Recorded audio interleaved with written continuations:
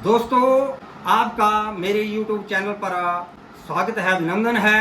तो दोस्तों, हम आज तक आपको कुछ ज्ञानवर्धक बातें बताते रहे और आपका मनोरंजन भी करते रहते हैं। तो इसके साथ साथ आज हम आपको एक ऐसे शख्स से मिलाने जा रहे हैं जो हमारे इस भारतवर्ष में जगह जगह पर जो है वो कुश्ती के क्षेत्र में बहुत सारा नाम कमा चुके हैं। तो ये हैं हमारे देवा थापा जी। देवा थापा जी, आपका हमारे YouTube चैनल पर स्वागत है। तो हम थोड़ा सा आपका जो कीमती में जो हम लेने जा रहे हैं, तो वैसे बचपन से आपका क्या उद्देश्य रहा है? क्या बनना चाहते थे आप बचपन से? बचपन से जी हमने बनना तो कुछ नहीं चाहते थे। मैं तो एक सोच के आया था कि काम करके कुछ अच्छा कमाई करूँगा ताकि अपने घर बार चला सकूँ। इस करके मैं घर से काम के लिए आया हुआ था इंडिया। अच्छा, हाँ जी। अच्छा, तो फिर अब आपकी उम्र कितनी हो गई है? आज 28 साल का उम्र हो गया मेरे। तो अब इस 28 साल की उम्र में मैंने बहुत कुछ सीखा, बहुत कुछ जगह पे गया, बहुत जगह घुमा फिरा। बहुत मेरा काम ऐसा है कि मेरा जो गेम्स है मेरा सफ़र का ही रहता है, जहाँ तक कभी कहाँ। तो पहले तो मैं होटलों में काम की, किसी के घरों में भी काम करे, है ना, दिहाड़ी मजदूरी भी करे। जो भी आपने अपना शरीर बनाने का एक हमारे को एक चाह थी, शौक था।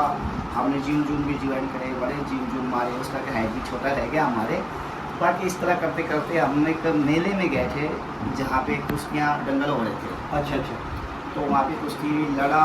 दोस्तों ने बोला आपको लड़ना है, तो उनका कहने पे मैं लड़ा पहली बार कुश्ती। तो वहाँ पे मैं पहले कुश्ती जीत लिया था।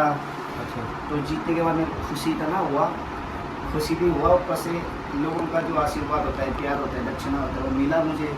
6-7 हज़ार मिला। तो मुझे बहुत अच्छा लगा कि मैंने बोला पूरा महीने में 1000 रुपये कमाता हूँ, यहाँ मैंने 5 मिनट में कमा लिया। तो बड़ा सुकून मिला, अच्छा मिला। तो मैंने सोचा कि पहलवान ही बनूँगा, ताकि मेरे को एक गरीब घर देख के आया था मैंने। तो अपना गरीब माता पिता को ध्यान रखना था, पैसा कमाना था। तो फिर मैं कुश्ती लड़ना शुरू करा। फिर बड़े बड़े पहलवानों के साथ जुड़ा, उनके साथ गए, पंजाब में गए, वहाँ अखाड़ों में रहा, प्रैक्टिस करे, बड़े समय लगे। अच्छा जी, अच्छा। तो पंजाब में आप किस जगह किस अखाड़े से जुड़े रहे जी? मैं पंजाब में राजपुरा, हमारा रिंका पहलवान जी हमारे गुरु जी है, उनके अखाड़े में रहता था। अच्छा। बाकी वहाँ बड़े बड़े पहलवान रहते थे, आपस में लड़ते थे, अपना कसरत पानी करते थे। मैं भी उनको देख के मैं भी करता था, साथ साथ बड़े पहलवानों का सेवा भी करते थे। हाँ ठीक है। आप मतलब अच्छी कुश्ती लड़ते हैं आप लोग, हाँ जी। तो अब क्या आपने कुश्ती को एक व्यवसाय के रूप में ही अपनाया है कि कोई इसके पीछे और भी कोई रहस्य है, राज है?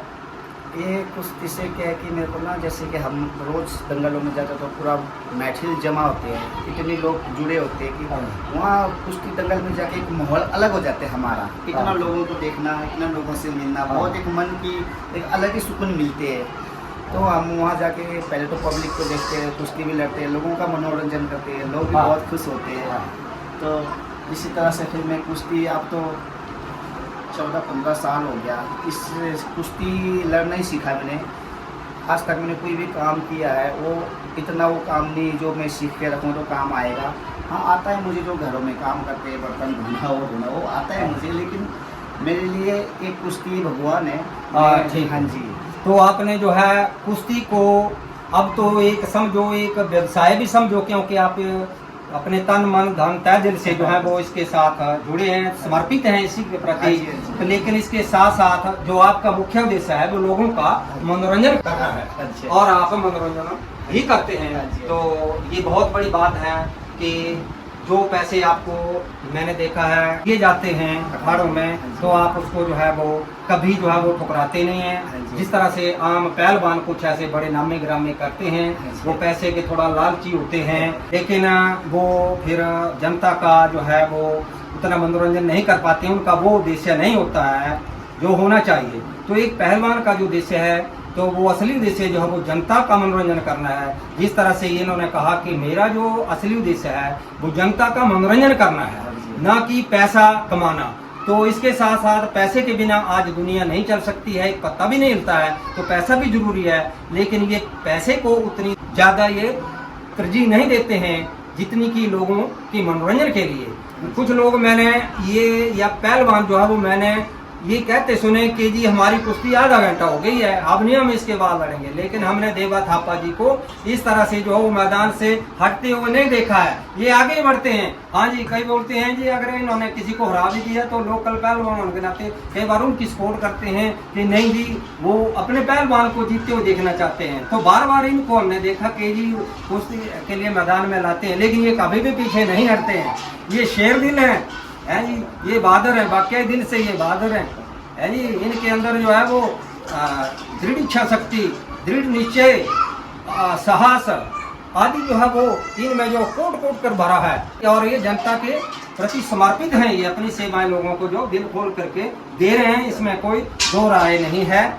तो आप भारतवर्ष में कहाँ कहाँ जाते हैं? मैं जी भारत में जम्मू, हिमाचल, सोलन, ये चंबा हो गया जी, बाकी इधर जाते हैं क्या बोलते हैं यूपी, बिहार, जैसे पंजाब हो गया, हरियाणा में भी, अभी दिल्ली भी हुआ था, और मुंबई, महाराष्ट्र, कर्नाटक, सारी जगह जाते रहते हैं, मध्य प्रदेश।